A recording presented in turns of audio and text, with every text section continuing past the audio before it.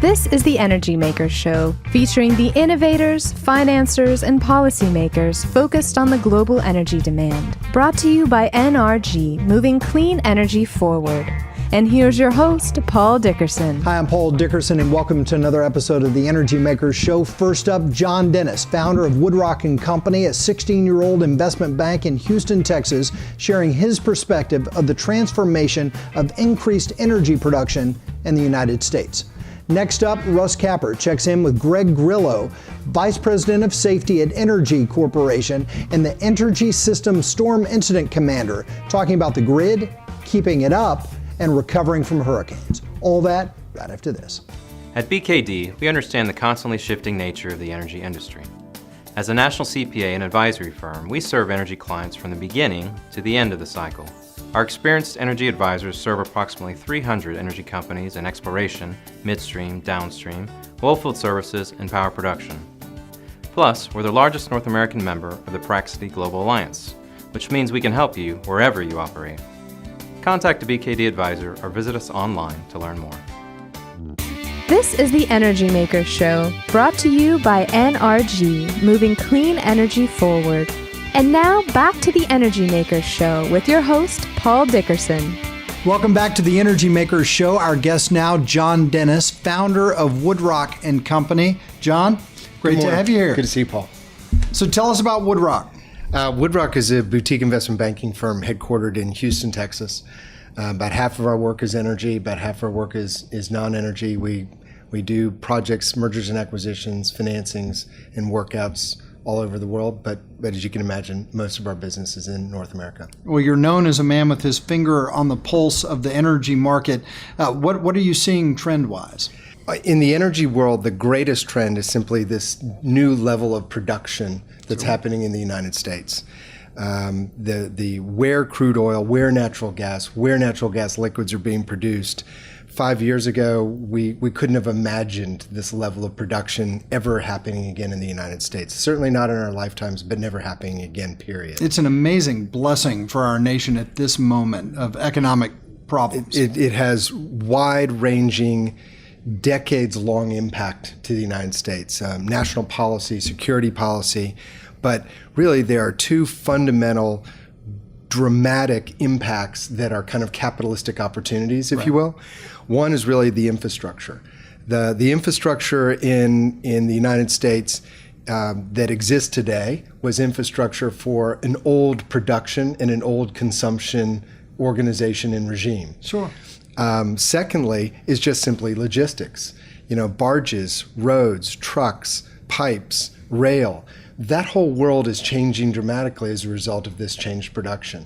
And each of those in their own way presents huge economic opportunities for capitalistic for-profit businesses to figure out a new way to make buck. Well, let's dig more into the infrastructure side of things. Tell me more of what you're seeing. Of course. I mean, it starts with the idea that basically where we're producing oil, natural gas, and natural gas liquids is just not in the same places it was being produced before.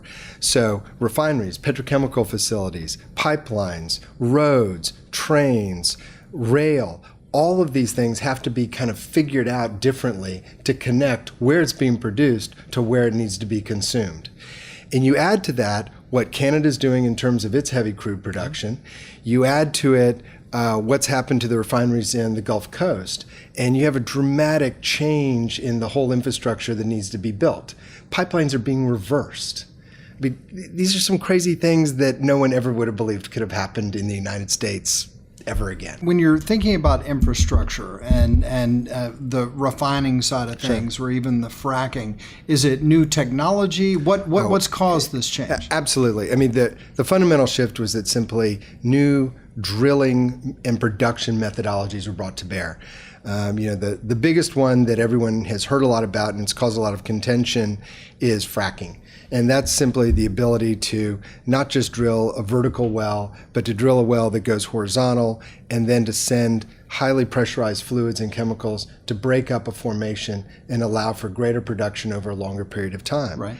And it has simply made formations available that heretofore have not been. It has made old formations suddenly produce in new and different ways. But there's the whole Marcellus Shale, for example, in Pennsylvania. There hasn't been any drilling for anything in Pennsylvania in 100 years. Yeah. And the Marcellus Shale is this giant, mostly gas, but with natural gas liquids and some crude, but it's really gas and gas liquids, that's right there near a huge population center in the Northeast. It changes, no longer is everything flowing to the Northeast, but in the case of Marcellus, it might be flowing directionally back to the West. Sure. To meet the needs of the central part of the United States. Well, and as a banker, where do you see some of the opportunities for business trending in that changed environment? Well, obviously, huge amount of support services. So any kind of energy services that has to do with drilling and the way that drilling is being done today and the fracking that's being done today. For example, there are actually less drill sites today than there were a couple of years ago.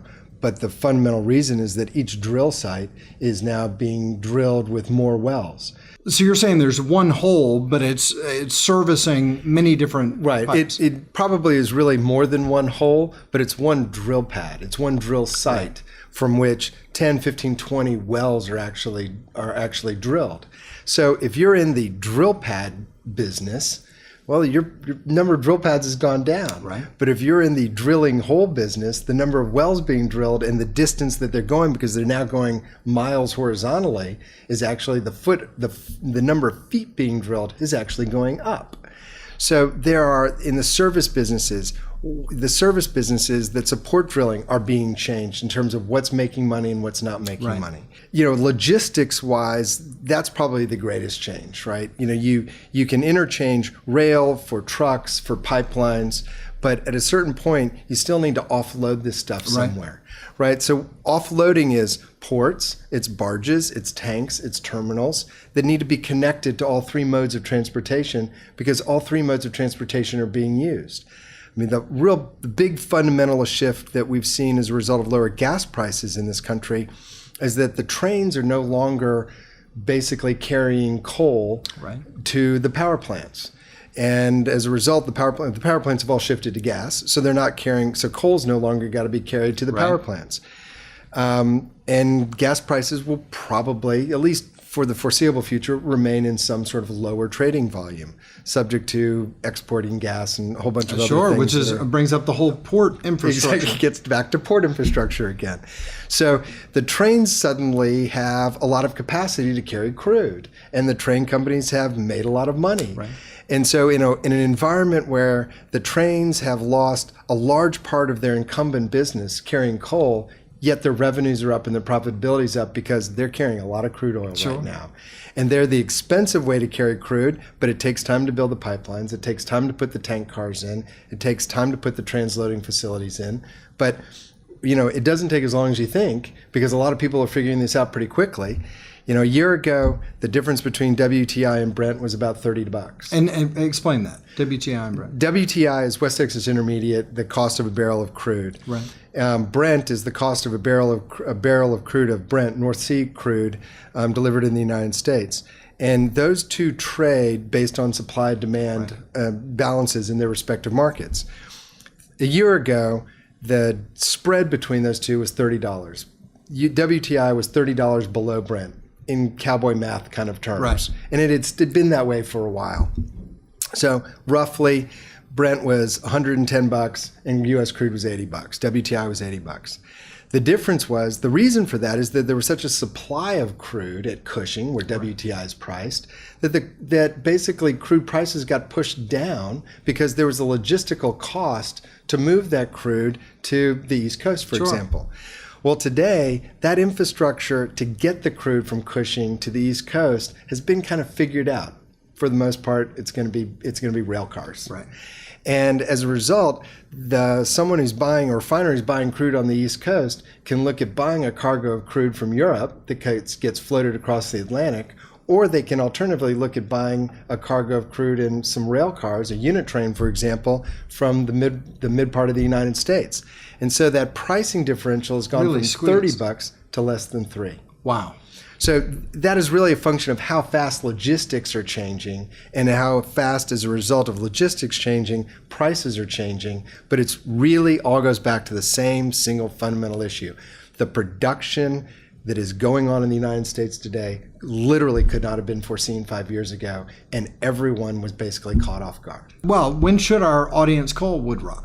Woodrock would be delighted to help you anytime you're looking to raise capital because you have a growth opportunity, a business opportunity you need to fund. We would like to hear from you if you find another company that you think you need to buy. Right. And we can certainly help you raise capital to make that acquisition. And lastly, if you get a phone call out of the blue that says, "Hi, we're interested in buying you," we hope we're the next phone call, because someone needs to help you go through that sale process, or at least consider that as whether it's a good option for you or not. Great to visit. Thank you for coming Pleasure. in. Thank you. And Appreciate that it. wraps our discussion with John Dennis. We'll be back with more right after this. Welcome to another episode of the Future of Water and Unconventionals, brought to you by IHS and CAP Resources. Hello, I'm Marcus Gay with IHS. And I'm Laura Capper of CAP Resources. Today we're talking about water management strategies in unconventional oil and gas. Well, I think there's some good news we're seeing out there. In particular, we talked about this trucking topic and all the wear and tear and emissions and environmental issues. And one of the coolest things I've seen is that they have basically been replacing all this truck traffic with fit-for-purpose pipe systems. So instead of having 700,000 trucks crossing the terrain, instead you have portable pipeline that is really transmitting that water in a very environmentally benign way. I think one of the neater things about this is if you look in the oil and gas industry and historically how slow our uptake has been, 17, 18 years is not atypical. And then you look at what we're doing today in water. In water, we have seen this market for pipe lay, or this transfer process, probably multiply by 5x in only 5 years. So I think that's a good sign for the industry. That's a really good example of how aggressively the industry is evolving and adapting new water management strategies. I would add to that and say that there's two other areas that I'm personally very interested in. One is the sort of evolution in understanding the economic value of water within the life cycle. Typically water management has been looked at as a very minor component of the total life cycle cost of water for hydraulic fracturing, and I think we're seeing an understanding that there's a lot more economic power essentially behind water management in the capex now, whereas in traditional oil and gas, especially conventional wells, that's more of an opex expense. Another area that we're seeing a lot of development really has been the integration of water management services. So the combination of fluid transfer that Laura was just talking about with storage and other aspects of fluid management to provide an integrated service, a new oil field service essentially. So it sounds like we're understanding much better where the money's going and actually putting money against that, trying to reduce those costs and do well by the environment. Yeah. So these water management strategies continue to evolve and are very critical to minimizing expenses. Check back for more on water management and market opportunities. And for more information on water management strategies and water market opportunities in the continental U.S., go to ihs.com/waterunconventionals. This is the Energy Makers Show, brought to you by NRG, moving clean energy forward. And now, back to the Energy Makers Show with your host, Russ Capper. Hi, I'm Russ Capper, and welcome back to the Energy Makers Show. Our topic today is recovering power for the energy industry after a major event. And my guest is Greg Grillo, Vice President of Safety at Entergy Corporation. Greg, welcome to the Energy Makers Show. I'm glad to be here. You bet. Tell us about Entergy Corporation. Entergy is a electric and gas integrated utility. We serve about 2.4 million electric customers, about 194,000 gas customers. We cover parts of Arkansas, Louisiana, Mississippi, and Texas. Okay, and headquartered where? Headquartered in New Orleans. Okay, and you guys not only sort of bring power to businesses and residents, but you also have power plants, right? That is correct. We have power plants, transmission, distribution, and customer service. Okay, but it's hurricane season, oh, yes. And we're here to talk about your other job, in addition to just being the guy in charge of safety. Your second title is what? Well, see, I got a full-time job, which is safety, then I got a full-time part-time job where I'm the Entergy System Storm Incident Commander. Okay. And we do have some storms around here, right? Unfortunately do, but we'll be prepared. Okay. And how long have you been in that position? I've been in this position since 2011. Okay, so you've been through some storms already. Oh, yes, we've been through a Tropical Storm Lee. We've been through a winter ice storm, a ice storm that didn't come to fruition, and then last year we had Hurricane Isaac, where we had over 700,000 customers impacted. Okay, so but today for the Energy Maker Show, we're going to focus on the energy companies who are very important in an outage because we have to keep everything flowing. We have to keep them and their plants up and going. So that is part of your responsibility as well, correct? That is correct, yes. Getting our energy companies back up and running as safely and quickly as possible is one of the things we have to do. Okay. So how much advanced planning goes into these things? I mean, to some degree, it seems like it would help significantly, but to another degree, you don't know what's going to happen, and you just have to react, right? And we have six people that year-round prepare for storms. Okay. As far as established drills, as far as set up processes, procedures, whole training, and then we've got several hundred people that have jobs like me that are full-time, part-time roles. So yeah, we prepared year-round. We had a drill this past April where we had over 750 people involved in the drill. We went through a mock hurricane bill and went through the processes, identify where we may have some gaps, and then put some plans in place to close those gaps prior to, the hurricane season. Okay. Now, you didn't have this position during Hurricane Katrina or Ike, right? No, sir, I did not. Okay. Were you with the company at that time? Oh, yes. I've been with the company almost 30 years. Yes, sir. Okay. All right. Well, those were both fairly extreme occasions, right? Extreme, exactly extreme. Yeah, and it's kind of interesting because the drill that year for Katrina, we drilled that we'd have two hurricanes hit us one behind the other, and right. Lo and behold, it happened. Right. So Wow. Be careful what you ask for. Right, absolutely. So, I mean, I'm envisioning there must be some control center somewhere that's headquarters that's always designated to be the place where it's all managed. Is that right? Yeah, we have a couple of headquarters. We got the local state headquarters, Okay. we call command centers. Okay. And then we've got what we call the System Command Center. The System Command Center is in Jackson, Mississippi.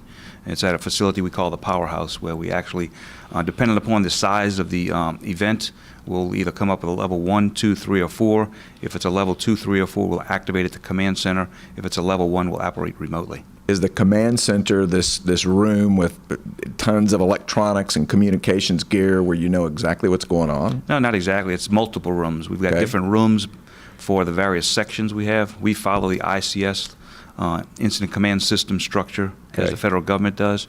So we've got a resource room, we have a planning room, we have a logistics room, an admin room. So we have the various rooms where people have different responsibilities that they are doing. And then we have a central incident command room where all of my command staff meet several times a day to see where we are with the event. Okay. Now, with the importance of getting the power back up and the importance in energy in general, I mean, do you sort of have to prioritize what you bring up in what order? Oh, yes, sir. First thing I do is get generation back up. Right. I mean, that's key. Get the generation back up. Then we got to get the grid back up, the transmission grid back up, get it safe and stable. Right. Then we start picking up substations, which is the next thing. And that's where we prioritize the substation depending upon the needs of the customers. We've got some major accounts representatives who work straight with the energy companies to understand where they are in their process. Mm-hmm. They may have had damage. We need to understand what that damage was. Do they just need power to do cleanup, or are they ready for full power? So we work closely with the energy providers to understand where they are, and we start picking them up, as we can. As we pick up substations, we pick up, large masses of customers, and then we go all the way down to the single customer with a single service. So it's, work from the big down to the small. Okay, when we talk about energy companies, there's a broad spectrum of energy companies. What all are you talking about? I mean, We're talking about Total, Chevron, ExxonMobil. The refineries are the Right. ones we try to get back up quick. And then any other company that ties to their products that we need to make sure we get them back up. Right. So we work really closely with our customers to make sure that we're meeting their needs as far as getting them back up as quickly as safely as possible. Okay. What I find interesting is that your day job, as you refer to it, is safety, and then your part-time, full-time job is Full-time, part-time. Full-time, part-time, okay, is recovering from these incidents. Recovering from these incidents looks dangerous to me, particularly when you have your crews out and there's down lines. It just seems like it's really a challenge to stay totally committed to safety for your employees and really the rank and file population around them, while simultaneously being in a hurry to get the power back up. Yeah, we have a mantra that we say, safety trumps speed. Okay. So all the time, safety will take priority over speedy recovery. Now, we try to do it as efficient as possible, but safety will always trump speed when it comes to restoration. And I assume that you're always watching and maybe connected to the weather service to know what's around the corner. Yes, we have a service with Impact Weather. Okay. And they provide us, even on just bluebird days like today, right. If there's a thunderstorm that's coming in, they'll send us alerts to let us know that some weather's coming in. Right. For more of a major event like a hurricane coming, we're tracking that many days in advance to know when we need to mobilize our teams to be prepared, and also when we need to look at mobilizing some of our mutual assistance partners to bring in additional linemen just in case we're to have an event. Okay, that's the other people that are in the business that you're correct. in. Right? Yeah, correct. Yeah. We've got contractors that we have that work with us day to day. Right. And then those contractors work in other companies, so we can call upon those. And then we've got other companies like Centerpoint Energy, right across the street from here, that we call on them, and it's reciprocal. Right. It's and in this business, it's better to give than receive. It's always better to give your people to go help somebody else than to ask for people to come help you. Yeah. But unfortunately, we have to ask at times. Well, I understand that. I'm curious. Do you believe in the forecasting side of this business that's forecasting this to be an extremely active hurricane year? I'm hoping not, but they're the experts. What can I say? They're the experts. We just, as we do, we prepare for the worst and hope for the best. All right. Greg, I really appreciate you coming in and sharing your perspective. Hopefully, your full-time, part-time job, you don't have to do anything this year. I'm hoping so. We can have another drill in September. Hopefully, that will be for naught too. But we'll be prepared. If it comes, our customers can rest assured we'll be there. All right, great. That's Greg Grillo, Vice President of Safety with Entergy Corporation. And this is the Energy Makers Show, heard on the radio and seen right here at TheEnergyMakers.com.